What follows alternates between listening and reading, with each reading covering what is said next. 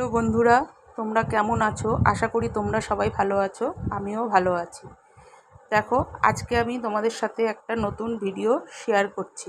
সেটা হলো, দেখো একটা বাচ্চার আমি ফ্রক তৈরি করেছি। ফ্রকটা দেখো তো, দেখে বলো তো কীরকম হয়েছে।